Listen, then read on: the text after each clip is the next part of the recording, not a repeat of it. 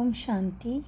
आज 16/3/2024 बाप दादा मधुबन से महावाक्य।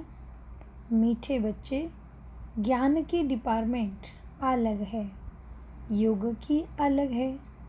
योग से आत्मा स्वतः प्रधान बनती है। योग के लिए एकांत की ज़रूरत है। प्रश्न: स्थायी याद में रहने का आधार क्या है? उत्तर: तुम्हारे पास जो कुछ भी है उसे भूल जाओ। शरीर भी याद ना रहे, सब ईश्वरीय सेवा में लगा दो। यही है मेहनत। इस कुर्बानी से याद स्थायी रह सकती है। तुम बच्चे प्यार से बाप को याद करेंगे तो याद से याद मिलेगी। बाबा भी करंट देंगे। करंट से ही तुम्हारी आयु बढ़ती है। आत्मा एवर हेल्दी बन सकती है। बाबा कहते हैं बच्चे ओम शांति। अब योग और ज्ञान दो चीज़ें हैं। बाप के पास यह बहुत बड़ा खजाना है जो बच्चों को देते हैं ज्ञान का। बाप को जो बहुत याद करते हैं उनको बाप से जास्ती करंट मिलता, क्योंकि याद से याद मिलती है। यह कायदा है, क्योंकि मुख्य है याद। तो बाबा कहते बच्चे दो डिपार्टमेंट है। हाँ, ऐसा नहीं ज्ञान बहुत है इसका मतलब याद करते हैं, नहीं। ज्ञान की डिपार्टमेंट अलग, योग की बहुत बड़ी सब्जेक्ट है, ज्ञान की उससे कम। योग से आत्मा सत्व प्रधान बन जाती, क्योंकि बहुत याद करते हैं। याद के बिगाड़ सत्व प्रधान बनना असंभव। बच्चे ही सारा दिन बाप को याद नहीं करते तो बाप भी नहीं करेंगे। बच्चे अच्छी रीति याद करते तो बाप की भी याद से याद मिलती। बाप को खींचते हैं बच्चे। यह भी बना बनाया खेल है जिसको अच्छी रीति समझना है। याद के लिए बहुत एकांत भी चाहिए। पिछाड़ी में आने वाले जो उच्च पद पाते हैं उसका आधार भी याद है। उन्हें याद बहुत रहती है, याद से याद मिलती है। जब बच्चे बहुत याद करते हैं तो बाप भी बच्चों को बहुत याद करते हैं। वह कशिश करते हैं, कहते हैं ना बाबा रहम करो, कृपा करो। इसमें भी चाहिए याद ही। अच्छी तरह याद करेंगे तो ऑटोमेटिकली वह कशिश होगी, करंट बाप से मिलेगी। आत्मा को अंदर आता है कि मैं बाबा को याद करती हूँ तो वह याद एकदम भरपूर कर देती है।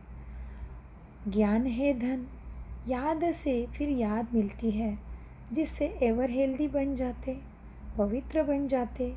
इतनी ताकत है जो सारे विश्व को पवित्र बना देते हैं।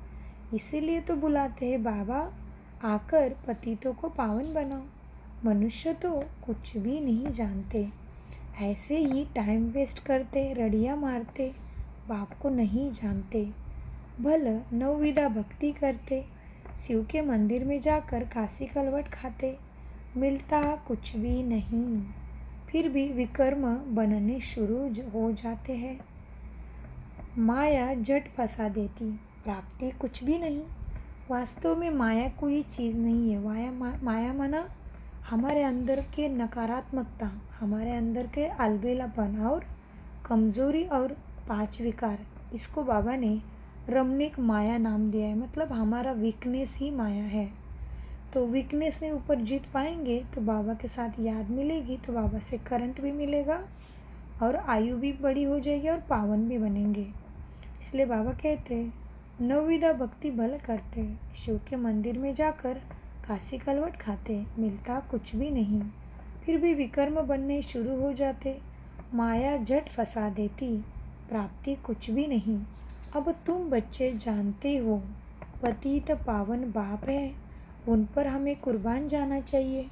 वो समझते हैं शिव शंकर एक है, यह भी अज्ञान है। यह बाबा बार बार कहते हैं बच्चे मन मना भव, मुझे याद करो तो तुम पवित्र बन जाएंगे। तुम काल पर भी जीत पाते हो। इसमें तुम जितनी मेहनत कोशिश करोगे तो माया भी विघ्न डालेगी, क्योंकि माया समझती है ये बाप को याद करेंगे तो मुझे छोड़ देंगे, क्योंकि जब तुम मेरे बनते हो तो सब कुछ ही मन बुद्धि से छोड़ना पड़े। मित्र संबंधी धन आदि कुछ भी याद ना आए। एक कथा है ना, लाठी भी छोड़ो, सब चीज़ छुड़ाते हैं, परंतु यह कभी नहीं कहते कि शरीर को भी याद नहीं करो। बाप कहते हैं यह, बाबा साधु संतों की याद दिलाते हैं कि साधु संत भी कहते हैं सब छोड़ो तभी भगवान प्राप्ति होगा, लेकिन कोई कभी नहीं कहते कि शरीर का भान छोड़ो। परंतु यह कभी नहीं कहते कि शरीर को भी याद नहीं करो। बाप कहते हैं यह शरीर तो पुराना है, इससे भी भूलो, भक्ति मार्ग की बातें भी छोड़ दो, एकदम सब कुछ भूल जाओ, अथवा जो कुछ है काम में लगा दो, तभी ही याद टिकेगी। अगर उच्च पद पाना है तो बहुत मेहनत चाहिए। शरीर भी याद न रहे, अशरीरी आए थे, अशरीरी होकर जाना है। बाप बच्चों को पढ़ाते, इनको कोई तमन्ना नहीं है, ये तो सर्विस करते हैं। बाप में तो है ही ज्ञान, बाप ज्ञान का सागर है ना। ये बाप और बच्चों का खेल इकट्ठा, बच्चे भी याद करते, फिर बाप बैठ सर्च लाइट देते। कोई बहुत खींचते हैं बाप को तो लाइट देते हैं, बहुत नहीं खींचते हैं तो ये बाबा बैठ बाप को याद करते हैं। कोई समय किसी को करंट देना होता है तो नींद फिट जाती है। हाँ जी, बाबा के दादी अपने अनुभव में बताते हैं कि कोई बच्चा बहुत ज़्यादा तकलीफ़ में होता है शरीर के, तो जैसे कि दादा किशोर जी, ऐसे अनेक उदाहरण है कि बच्चों को जब शरीर तकलीफ़ देने लगता है तो बाबा ब्रह्मा बाबा को नींद नहीं आती थी। बाबा बैठ बैठ के रात रात भर सबको सकाश देते थे। इसलिए बाबा ने कहा बच्चे, कोई समय किसको करंट देनी होती है तो नींद ही फिट जाती है। ये फुरना लगा रहता है कि फलाने को करंट देनी है। पढ़ाई से आयु नहीं बढ़ेगी, करंट से आयु बढ़ती है। एवर हेल्दी बनते हैं। दुनिया में किसकी आयु 125 150 भी होती है तो ज़रूर हेल्दी होंगे ना। भक्ति भी बहुत करते होंगे। हाँ, भक्ति में भी कुछ फ़ायदा तो है, ऐसे नुकसान नहीं, क्योंकि जो भक्ति नहीं करते उनके मैनर्स भी अच्छे नहीं होते हैं। भक्ति में भगवान में विश्वास रहता है तो धंधे में पाप झूठ नहीं करेंगे, क्रोध भी नहीं आएगा। और भक्ति करते तो उनका टाइम टेबल रहता है, पूजा करना, भोग लगाना, आरती करना। इसलिए बाबा कहते भक्ति करें तो भी ठीक है, थोड़े ज़्यादा ही मैनर्स नहीं बिगड़ेंगे, क्योंकि भगवान पे विश्वास रहता, धंधे में झूठ पाप नहीं करेंगे, भक्ति करते तो क्रोध भी नहीं आएगा। तो बाबा कहते भक्तों की भी महिमा है, परंतु मनुष्य को यह मालूम नहीं कि भक्ति शुरू कब से हुई। ज्ञान का पता नहीं पड़ता, भक्ति भी पावरफुल होती जाती, तो फिर भी जब ज्ञान का प्रभाव हो जाता है तो फिर भक्ति बिल्कुल छूट जाती है। ये सुख दुख भक्ति और ज्ञान का खेल है। मनुष्य कहते हैं सुख दुख भगवान देते, फिर उनको सर्वव्यापी कह देते, लेकिन सुख दुख अलग चीज़ है। ड्रामा को न जानने कारण कुछ भी नहीं समझते। इतनी सब आत्मा एक शरीर छोड़ दूसरा लेती, यह भी तुम ही जानते हो। ऐसे नहीं कहेंगे कि सतयुग में तुम देही अभिमानी रहते हो, यह तो आप बाप सिखलाते, ऐसे देही अभिमानी बनो। तो बाबा कहते हैं देही अभिमानी बनो, जैसे बाबा सिखाते वैसे, और भगवान को याद करते हैं दुख में। देखो कितना वंडरफुल ड्रामा है, कितना वंडरफुल ड्रामा है जिसको तुम नंबरवार जानते हो। यह जो पॉइंट लिखते हो ना, वो भी भाषण का समय रिवाज करने के लिए। डॉक्टर वकील भी पॉइंट नोट करते हैं। अगर तुमको बाप की मत मिलती है तो फिर रिवाइज भी करना चाहिए भाषण करने के समय। इसमें तो है बाबा की प्रविष्टा। बाप तुमको समझाते हैं तो यह भी सुनेंगे, वो पॉइंट नहीं सुनाते तो मुझे क्या पता जो तुमको समझाओ। बाप कहते हैं ये बहुत जन्मों के अंत का जन्म है। ब्रह्मा और विष्णु का चित्र भी है। तुम राजाई में चलते हो, सिर्फ नंबरवार जितना याद करते हैं उतनी धारणा करते हैं, पद पाते हैं। बाप कहते हैं गुह्य तो गुह्य बातें तुमको सुनाता हो, तुम नई पॉइंट्स नोट करो, पुरानी काम में नहीं आएगी। बाबा कहते भाषण के बाद फिर याद आएगा कि यह पॉइंट अगर समझाते तो बुद्धि में ठीक बैठ जाती। तुम सब ज्ञान के स्पीकर हो, परंतु नंबरवार सबसे अच्छी महारथी है बाबा की बात ही अलग है, क्योंकि यह ब्रह्मा बाबा के साथ तो शिव बाबा भी है। तो बाबा कहते तुम बच्चे महारथी अच्छा समझाते हो, तो सबसे ज़्यादा महारथी कौन है? मम्मा और दादिया। ये बाप दादा दोनों इकट्ठे हैं। मम्मा सबसे अच्छे समझाती थी। बच्चे संपूर्ण मम्मा का साक्षात्कार भी करते थे। कहा इसलिए मम्मा की 2 बुक है, झनकार और मम्मा, तो ज़रूर पढ़ना। तो बाबा कहते हैं मम्मा सबसे अच्छा समझाती थी, बच्चे संपूर्ण मम्मा का साक्षात्कार भी करते थे। कहा ज़रूरी होता तो बाबा भी प्रवेश करके अपना काम कर लेता था। यह सब समझने की बात है। पढ़ाई फुर्सत के समय होती है, सारा दिन धंधा आदि करते हैं। विचार सागर मंथन करने के लिए फुर्सत चाहिए, शांति चाहिए। समझो कोई को करंट देनी है, कोई अच्छी सर्विस करने वाला बच्चा है तो उनको मदद करनी है। उनकी आत्मा को याद करना पड़ता है, शरीर को याद, फिर आत्मा। बाबा याद कैसे करना है वो विधि समझाते कि पहले स्वयं को आत्मा स्थित करके फिर वो भी जिसको सकाश देना है, मनुष्य को प्रॉब्लम है, उसको उसके माथे में आत्मा बिंदी देकर फिर बाबा से लाइट लेके उसको लाइट दे दो। तो बाबा कहते बच्चे क्या है, अब सारा दिन तो धंधा दौरी करते, विचार सागर मंथन करने के लिए बच्चों को फुर्सत चाहिए, शांति चाहिए। समझो कोई को करंट देनी है, कोई सर्विस करने वाला बच्चा, उनको मदद करनी है तो उनकी आत्मा को याद करना पड़ता है। शरीर को याद कर फिर आत्मा को याद करना है। यह युक्ति रची है याद के द्वारा करंट देने की। सर्विसेबल बच्चों को तकलीफ है तो उनको मदद करनी है, बाप को याद करना है, फिर खुद को भी आत्मा समझ कुछ ना कुछ उनकी आत्मा को भी याद करना है। ऐसे लाइट देनी है, पहले बाप को याद करो, खुद को आत्मा समझो, फिर उसको भी माथे पे आत्मा देख के लाइट दे दो, तो उसको मदद बाबा करेंगे। तो बाबा कहते बाबा ने सकाश कैसे देना है उसकी विधि समझाई। यह जैसे सर्च लाइट देना होता है ऐसे नहीं, सिर्फ एक जगह बैठ याद करना है। चलते फिरते भोजन खाते भी याद को, बाप को याद करो। दूसरे को करंट देना है तो फिर रात्रि को भी जगो। बच्चों को समझाया है, सवेरे उठकर जितना बाप को याद करेंगे उतना तुम्हें बाप की कशिश होगी। बाबा भी सर्च लाइट देंगे, बाबा भी लाइट देंगे। बाबा का तो यही धंधा है बच्चों को सर्च लाइट देने का। जब वो बहुत सर्च लाइट देनी होती है तो बाप को बहुत याद करते हैं, तो बाप भी सर्च लाइट देते हैं। आत्मा को याद कर सर्च लाइट देनी होती है। ये बाबा भी सर्च लाइट, ब्रह्मा बाबा भी सर्च लाइट देते हैं। फिर इसको कृपा कहो, आशीर्वाद कहो, बाप को आपको जो कहना है कहो, बाबा सर्च लाइट देते हैं। सर्विसेबल बीमार होगा तो तरस पड़ेगा, रात को जागकर भी उनकी आत्मा को याद करेंगे, क्योंकि उनको पावर की दरकार है। वो बीमार है तो पावर देनी है, सकाश देनी है। याद करते हैं तो उनको रिटर्न में याद मिलती है। बाप का लव बच्चों पर जास्ती है, फिर उनको भी याद पहुँचती है। जिसके साथ बाप का लव है उनको ही याद पहुँचेगी। बाकी ज्ञान तो है सहज, उसमें माया के विघ्न नहीं पड़ते। मुख्य है याद में विघ्न पड़ते हैं, बुद्धि इधर उधर चली जाती है। याद से बुद्धि सोने का बर्तन बन जाती है जिसमें धारणा होती है। कहावत है न, शरणी का दूध सोने के बर्तन में ठहरता। तो अभी अपने आप को चेक करना है कि मेरे में ज्ञान गुण शक्तियाँ ठहरती है क्या। मैं प्रैक्टिकल में जब व्यवहार में आता हूँ तभी अगर ठहरती है तो बाबा कहते हैं सोने का बर्तन, बुद्धि शुद्ध सतप्रधान बनने लगी है, बन रही है, बन गई भी है। दादियों की देखा है ना हमने। तो बाबा कहते हैं जिसमें धारणा होती है, कहावत है शरणी का दूध सोने के बर्तन में ठहरता है। इस बाप का ज्ञान धन के लिए भी सोने का बर्तन चाहिए। इस बाप के ज्ञान धन के लिए सोने का बर्तन बुद्धि चाहिए। वह तब होगा जब याद की यात्रा में रहेंगे। याद नहीं करेंगे तो धारणा नहीं होगी। ऐसे मत समझो कि बाप अंतर्यामी है।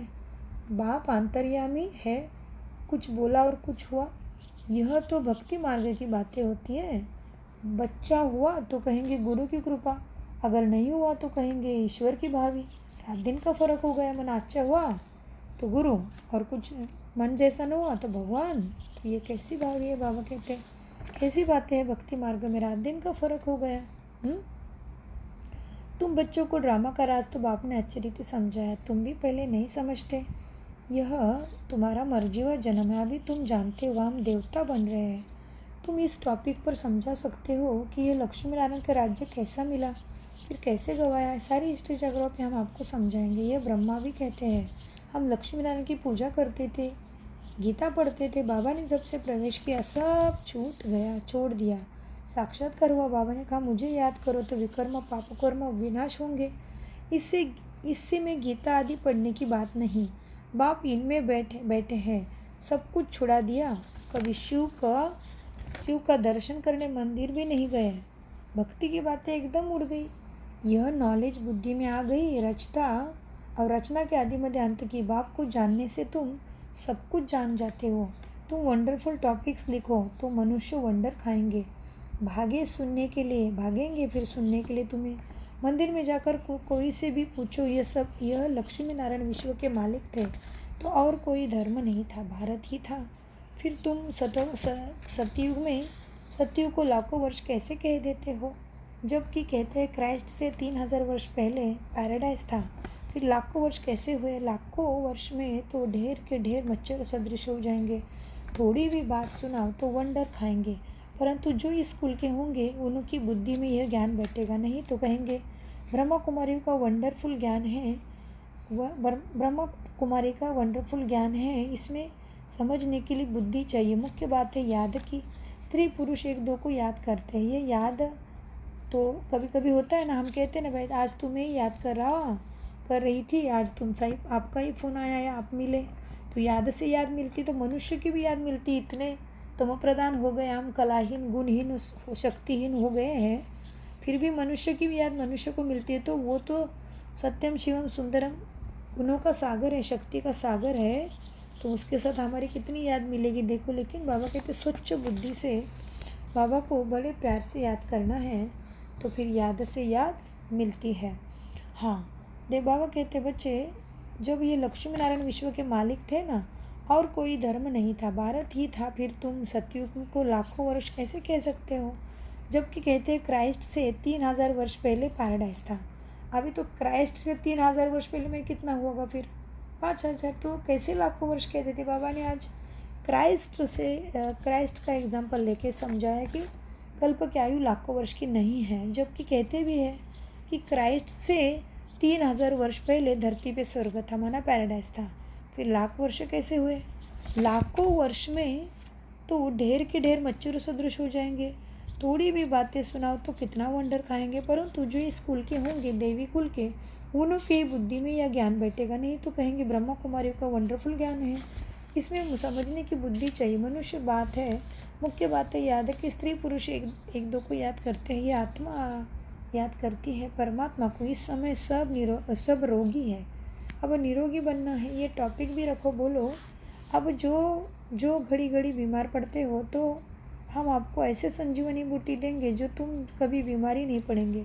अगर हमारी दवाई अच्छी तरह से काम में लाएंगे तो इतनी सस्ती दवाई है, 21 पीढ़ी सतयुग त्रेता तक भी बीमारी नहीं होंगे। बाबा थोड़ा रमणीक था, बता रहे आज कैसे समझाना है, हाँ कैसे बीमारी दूर हो जाएगी। तो बाबा कहते वह है ही स्वर्ग, ऐसे ऐसे पॉइंट्स नोट कर लिखो। तुम जब सर्जनों से भी, बाबा कहते तुम सभी सर्जनों से भी बड़ा अविनाशी सर्जन तुम्हें ऐसा दवाई देंगे जो तुम 21 जन्म के लिए कभी भी बीमार नहीं पड़ेंगे। ऐसे ऐसे पॉइंट्स नोट करके समझो। अभी है संगम, ऐसे बातें सुनाकर मनुष्य खुश होंगे। भगवान भी कहते हैं मैं अविनाशी सर्जन हूँ, याद भी करते हैं पतित पावन अविनाशी सर्जन आओ, अब मैं आया हूँ, तुम सबको समझाते रहो, तुम सबको समझाते रहो कि अंत में आखिरी ना सब समझेंगे ज़रूर।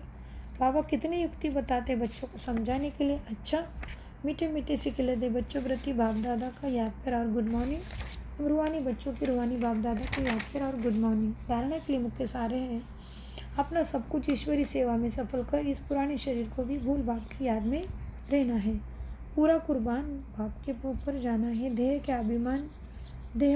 देही अभिमानी रहने की मेहनत करनी है। वरदान स्वदर्शन चक्र द्वारा माया के सब चक्रों को समाप्त करने वाले माया जीत भाव। वरदान का विश्लेषण है अपने आप को जानना अर्थात स्वदर्शन का दर्शन होना, और चक्र को जानना अर्थात स्वदर्शन चक्रधारी बनना।